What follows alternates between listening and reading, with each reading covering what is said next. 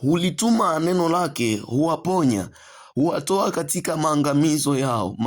My God, ana nguvu Mungu wetu, maana neno la Mungu li hai, tena lina nguvu, tena lina ukali kuliko upanga wao wote ukatao kuwili, tena la choma hata kuzigawanya nafsi na roho na viungo na mafuta yaliyomo ndani yake. Haleluya.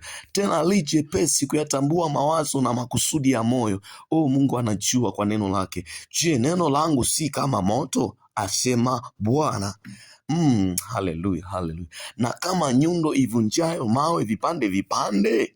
Ndio maana Mungu anajua silaha ya kuponda moyo wa mtu. Nami nitauondoa moyo wa kijiwe katika miili yao, nami nitawapa moyo wa mnyama, nami nitatoa moyo wa jiwe uliomo ndani yao miili yao, nami nitawapa moyo wa nyama. Bwana anasema. Kwa hiyo silaha ambayo Mungu anaitumia kuponda tabia mbaya ni neno la Mungu. Neno la Mungu likikaa ndani ya mtu linaponda, linatoa ulevi, linatoa wazo la uzinzi, linatoa wazo la ulevi, linaondoa kila mawazo machafu na linaleta mawazo mazuri ya Mungu. Kwa sababu ukitaka kujua wazo la Mungu ni neno. Neno likija ndani ya mtu linaumba kitu kipya, linaumba tabia mpya.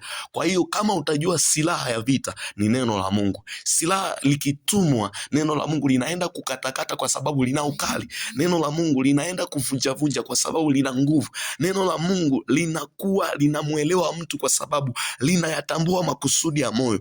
Neno la Mungu linakuwa linafanya mambo ambayo dunia haiwezi kufanya. Waganga watakutabiria tabia zako, lakini neno linakutambua. Ndio maana ukiwa unasoma Biblia kuna ladha unaipata kwa sababu neno linakujua wewe una tabia gani. Ukiwa unasoma Biblia kuna vitu unavielewa. Mungu akusaidie na Mungu anisaidie mimi. Amen, katika jina la Yesu.